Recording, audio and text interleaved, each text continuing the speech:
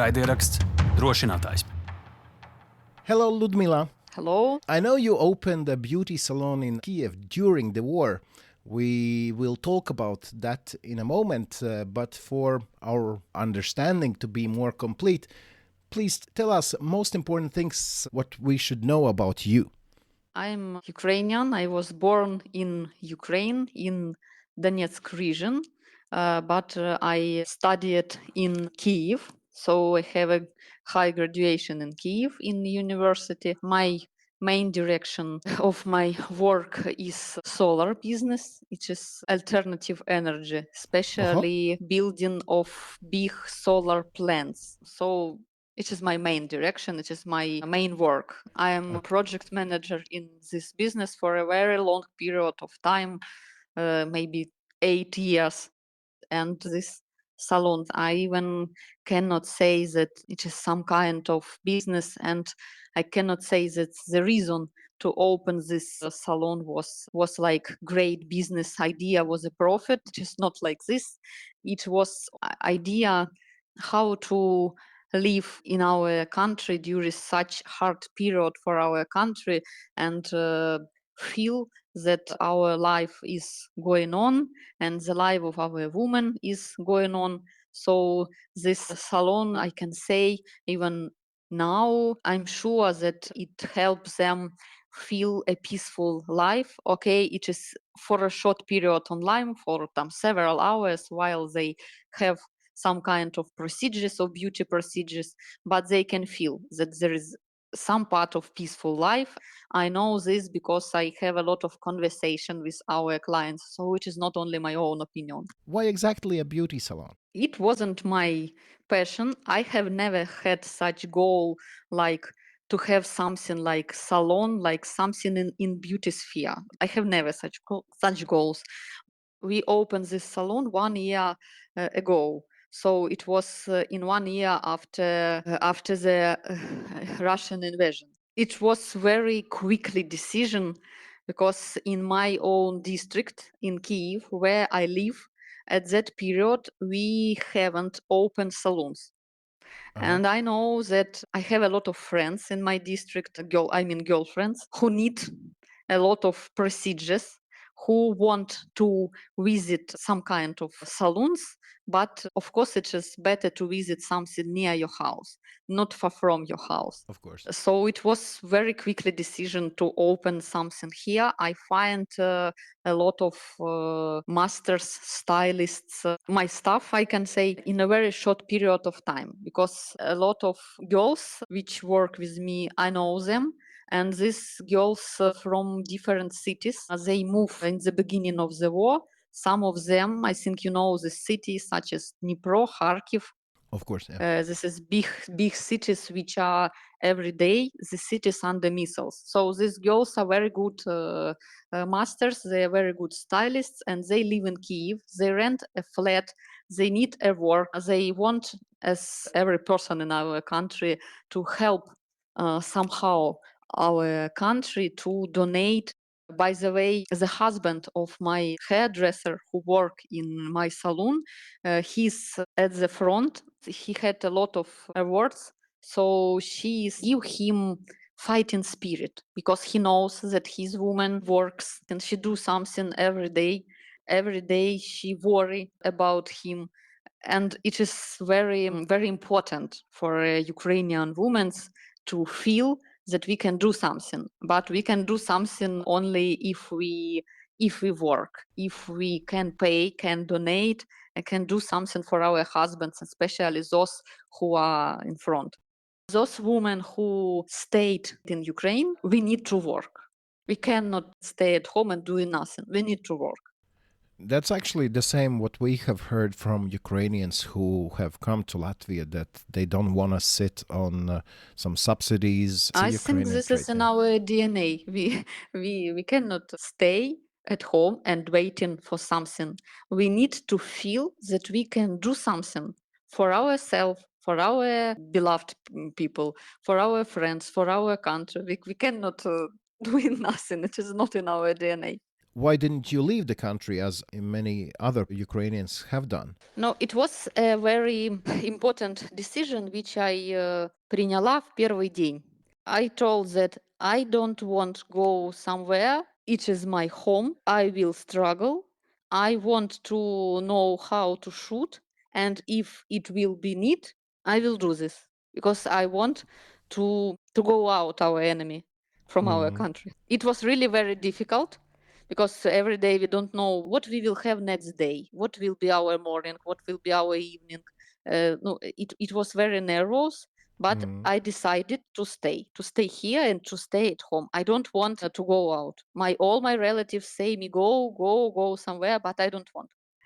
Okay, let's talk about your salon. But before that, Okay. describe please the neighborhood the salon is open in, what it is like. It is near center. It is very good transport line, and you can get center maybe 10 minutes by car, and you are in center. So it is not far from center of Kyiv. So is it a sleeping, as we say in Latvia, is it a yeah, sleeping it is quarter? It is sleeping area, not far from railway station, the main railway station in Kyiv. And we have several небоскреб, very high. Yeah, like skyscraper, but I cannot say that it is skyscraper. It is 25 floors houses. For Latvia, it's a that skyscraper. Oh, okay, so it is skyscraper. So it is like very big sleeping area. How is it called? Solomiansky district. And describe your salon, how big it is, what services do you provide? How many It is not masters very there? big. For Kyiv, which is really small salon, it is only one. It is not a network of salons. It is 80 square meters. We have one hairdress stylist, two manicurists, one girl lash maker, and one girl who doing eyebrows, and that's all. So not very big. If you go to Kiev, sometimes people say, oh, is there a war in the country? Because there are people on the streets, there are people going to work, there are people going to restaurants, there are people going to cafes. Is beauty salon part of that sense that people try to live a normal life? Is it a way to escape from thoughts about the war, or how do you see it? Yeah, of course. I even can say you how one of my clients say about this. She said that she needs beauty procedures, even one, but it helped to feel that we will return to that life which we have before, the life without sirens, without these explosions. Because maybe I told you that even for a short period of time, because it is not very long procedures. No, it is only manicure or haircut or something like this. But they feel this very, very small, like a remember about peaceful life. During this period, they remember that they had this peaceful life, and then can feel that we will have this life in the future. So it is like a reminder that everything will be like, I cannot say that it will be like it was, but it will be peace in our country. And by the way, I know that even it gives them some kind of, it is very difficult to explain you because you are not woman, but it is some kind when you feel after this that you can do something. You feel like a fighting spirit, something like, not fighting, but you feel some kind of spirit that you are alive and you can fight. And we are united because you know that all the girls who visit salons, they not only sitting in quiet, they speaking, they told about their problems, about their lives. They feel that they are here, that here is life. And maybe you know that how to explain. All the women, we are very worried about our loved ones. Of course. First of all. And I can say about me, every evening before sleeping, we sleep with prayers for our loved. And we hope really that we wake up alive. And it is every day. Are some of your loved ones in the front right now? Friends, yeah, a lot of friends in front. And one of my friend back from front several months ago. So there is a saying that if you want to understand what people are talking about, you have to talk to either taxi drivers or beauty specialists. So you are not a taxi driver, but you are a owner of a beauty salon. So I would ask you this. What are the conversations about? Are they different from the peacetime? Is the topic of war the only topic that is talked about, or is it the one topic that you don't talk about at all? Because you just want to forget about the war for those 2, 3, 4 hours that the beauty procedure is taking place. The topic about war is general. It wasn't any day when we don't speak about this. And every day we try to understand the situation now, because we need to know what we are waiting, especially for evening, for a night. Will it be missiles? Will it be shelling? Where is our army? First of all, what our army need now? What our people need? For example, after this explosion, which was in Kyiv in the beginning of January, first of all, the first thoughts, it was about those people who are our neighbors, neighbors of our salon, because you know that the glass in our salon, it is only glass. It is nothing. Of course, if we will compare with the lives and destinies of our neighbors who suffered during this attack. And first of all, we think what they need, how we can help them. And next day, me and my friends, we organized for victims from this house like a collection, and we transported for them some humanitarian help and try to do something for them. So every day we had a lot of deals which connect with war. We cannot forget about this even for 1 minute.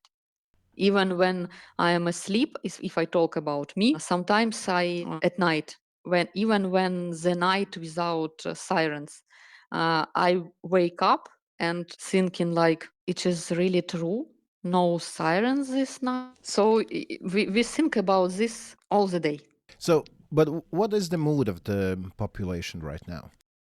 We know that we will win, and we are waiting for this, I think, the happiest day of all Ukrainians when all of us hear this word that we are win. And every day we try to be united, and only because of our great people, and first of all of our army who protect us and give us the opportunity to work, to make all procedures, to have our day routine and all of this. No, you know what I mean. You know that now in Ukraine, when someone has birthday, you call to this person and say, "I wish you the victory." It is always, even birthday, every day we wish this to each other, and we try to do in all we can to do something every day to bring victory closer. So tell me about the January the 2nd. I understand that this was the day when Russia again sent many rockets to Kiev, and one of the rockets blasted nearby your saloon and damaged it. Tell me what happened. It was an alarm, a sirens during all the night. And I have a security alarm in my phone, alarm from salon. And on glasses, we have such kind of sensors, detectors, who shows that something is wrong. And at the morning, near 7 o'clock, all these detectors make a voice that something happened. And I feel this because I live not far from my salon. It is like maybe 7 minutes by car, so it is not far from. And I feel this because all the windows in my house where I live, they trembled. And at that moment I understood that something terrible has happened. Then I opened cameras in my phone and saw that no one was near salon, no one was in salon, because it was morning and no one was here. And in maybe 1 hour after the siren was выключена, отменили тревогу. And in 10 minutes I was on the street, and my way to salon was near that house which was attacked. And it was really so terrible that I cannot even explain this without tears when I see this tragedy. Because I cannot see all the tragedy that moment, because no, there is the police, there is a lot of services which were near this house, but I see that it was a lot of smoke, a lot of damage, and we didn't think about what we need to do for our salon, because again it is only glass. We think what we can do for that people. But of course, that moment we cannot do something because again, police services, and it was forbidden to be near it. Several people died, and a lot of people now in hospital with insurance. What was the damage to your salon? It was glasses. We have a salon which has such kind like a showcase. It is Big window windows, yeah? glass. Yeah, very big windows. On the first and floor? all these windows was broke on the first floor. Yeah. Hmm. And all the windows were broken, yeah? Yeah, no, especially of course some of glass will be inside and it damage some furniture, some mirrors. But again, it is only furniture and only glass. We That- cannot compare it with that tragedy which watch near us with our neighbors from Okay. that house. So, okay, you as a business owner come there, see the damage, see the tragedy. What next? My friend gave me plywood, and we stay plywoods at that place where we have glasses. We make some kind of cleaning inside throughout those which was totally damaged, and next day we worked. Already the next day. Yeah, Why? because we haven't a time to sit at home and doing nothing. We should work. We should feel that we are alive. So it was very important for me to open as quick as possible, not as a business woman. It was important for all of us, for Ukrainians, because we are incredible. And with our work, we raise fighting spirit. We raise our spirit. So we haven't a time to sit. We should work. Our country should work, and all our people need to have some motivation to live and to know that we will return to peaceful life without all these explosions. When you said to your workers that, okay, the bomb has damaged our saloon, but instead of windows, we will have plywood and come back into work tomorrow, what Yeah. responses did you get from your workers? They were a little in shock because, first of all, one of our workers, her daughter live in the house which is near salon, and she was in shock that day. First of all, because of her daughter, because of her tragedy, because of a lot of reasons. And next day she came and helped me to clean, to wash all that Yeah. damage. So she take herself в руки and came and clean, not stay at home. So all of your workers came back to work the next day? Yes. That also tells us about Ukrainians, about the... No, I can say even that that all these workers, they are women, and we are very brave women, because we should be brave in such. Maybe we don't want to be so brave and so strong, but we haven't no choice. We should be like this. Wow. Okay. One thing, does such a thing as insurance work during the wartime? It doesn't work. Force majeure. So that's all on you, right? Yeah. So it is only force majeure, and that's all. Okay, there is some explosion on that particular street. Do you feel solidarity that people come help you or ask, do you need any help? It was so united that even from maybe 8 o'clock at that day on the 2nd January, my even my clients and my friends, I have a lot of calls and they ask me what we need to do, how we can help that house, no, our neighbors from that tragedy house, how we can help you. We can come and do in all we need. So we are very united. And that day I feel this very, very strong, that we are really very united. And only because of our people, because of our friends, our neighbors, because of all of us, we stay live. Because of our army we stay live, and we have a motivation because of this, because we are united. You know, when you feel that you are not alone with your problem, a lot of people want to help you, a lot of people can help you. So you feel that you do something well, that your choice is right, that you feel this union of our people. But has this attack on your salon changed the way you think about things? After this, I feel for 100% that this kind of salon is right business.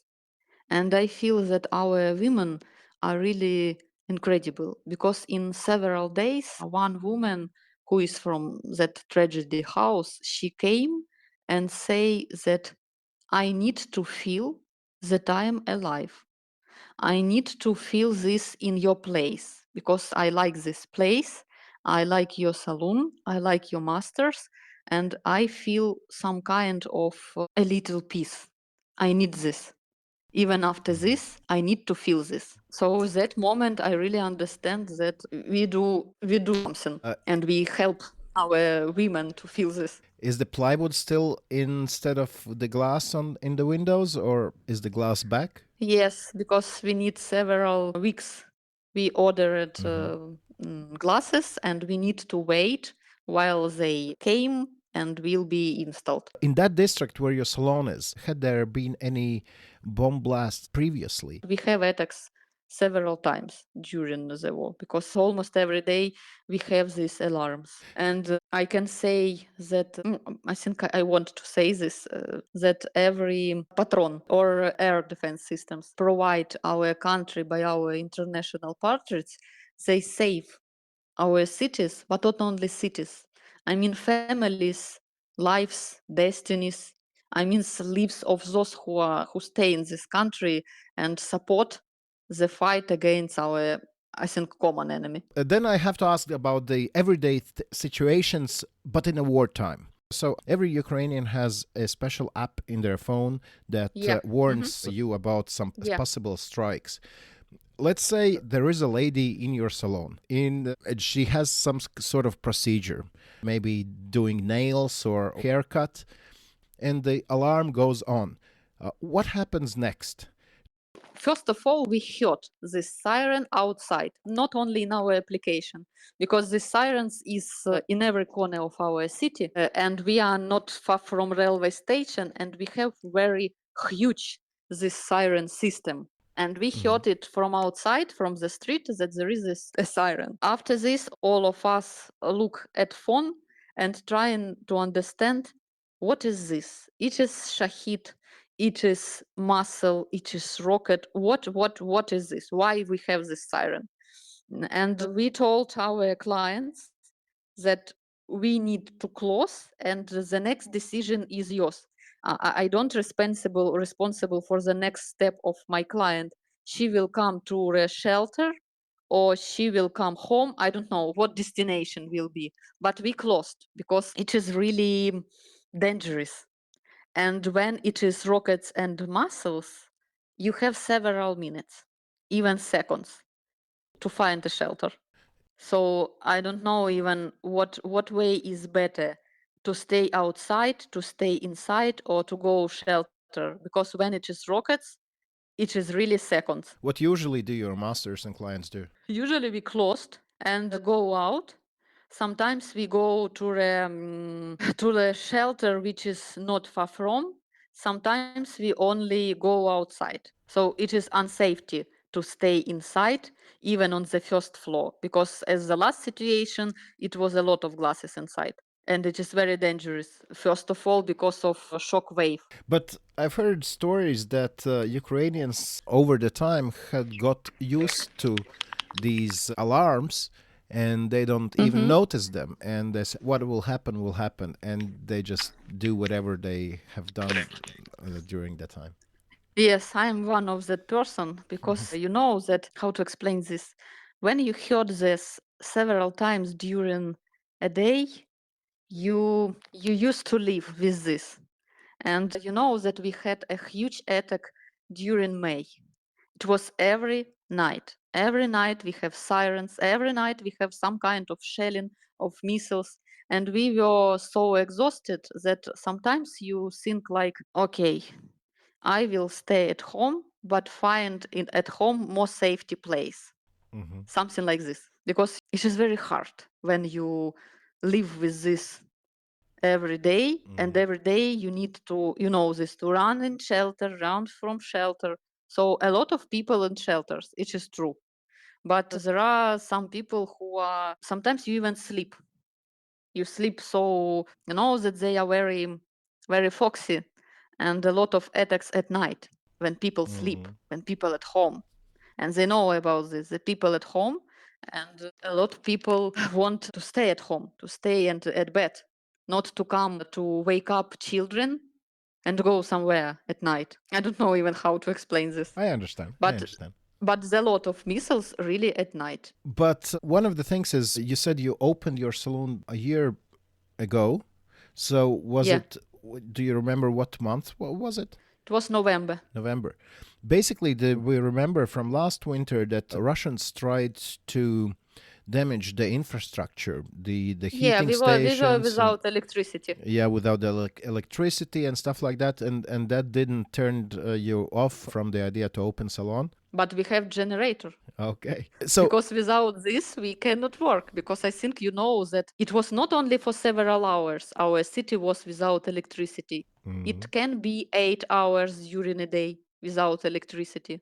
So one of the aspects of the war is that you cannot be sure about tomorrow, because they don't know if tomorrow will come. Can you see that also in the beauty sphere, that maybe some women ask for, very brave haircuts, or maybe they ask for patriotic nail coloring or something like that? Has war influenced the beauty industry in that sense? I think it was always popular to have this patriotic nails or something like this. But now, again, it is popular to have this, for example, two colors, the colors of our flag. But I cannot say this about hair. Maybe it is in our salon. I cannot say about all the country. Okay. People in Latvia try to help Ukraine however they can. There are many organizations in Latvia that gather donations, sending cars to Ukraine. There are people who went to Ukraine, for example, last summer for a vacation. There are brave people like that. What would you say to our listeners in Latvia? What would be the best way to support you, your colleagues, your sphere? Should they come this summer to your salon, or should they wait for the end of the war and then come? First of all, we are very grateful. We're extremely grateful for all this help which we take from, first of all, from Latvia, from other countries. We are really grateful because we see that we are not alone with this enemy. We are together. And so we know, I told you, we know that we will win. So we are waiting for this victory. I don't want to ask something for my sphere, for this beauty sphere. I cannot say that we ask for something or need for something in this sphere. I only want to say, maybe I repeat this again, but I can repeat this again because I know this, that our every war systems, every weapon, every cartridge, this defense system, we need them strongly because they save our lives, they save our families, they save our the destinies of our people who live in our country. Because every day in news, I don't know how in your news, but in our news, every day we have tragedies. We have a lot of tragedies, a lot of deaths, a lot of tears, and only with help with international partners, we win this. We win this, and we will have this victory, and we stop this enemy. Well, as you said, that people wish for every occasion, they wish someone else the victory. I wish you the victory as well. Oh, thank you. And thank you. I feel this. By the way, really, we feel the support of our international partners. That's good to know. But every time we finish our interviews with the same question, what should we wish you personally? I know victory, that's the one thing, but for you as an individual, what should we wish you? I want to pray every evening, not only for the lives of my friends, of my relatives, of our soldiers, of our army. I want to pray for a sunny day, for a life, because every morning, especially it was at the beginning, I wake up and thanks God that I'm alive. After this, I call my parents, I call my friends. I know that they are okay, they are alive, and it was really only one wish, that we are alive and we wake up in a peaceful country without all these sirens and explosions. I wish you that, and I'm hoping there will be those people who listen to our interview today and they would remember the name of your salon, and when the war finishes and you have your win, they will go to Kyiv, find your salon and go and have some great haircut or something like that. So thank you. We will celebrate together. Welcome. All right. Thank you so much, Ľudmila, and Slava Ukraini. Yeah, героям слава, слава нації.